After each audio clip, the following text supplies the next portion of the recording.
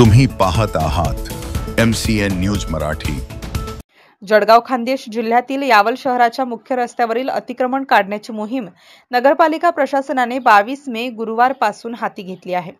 मात्र अनेक नागरिक व व्यावसायिकांनी आम्ही स्वतः अतिक्रमण काढू, त्यासाठी थोडी सवड द्या अशी मागणी पालिकेकडे केली।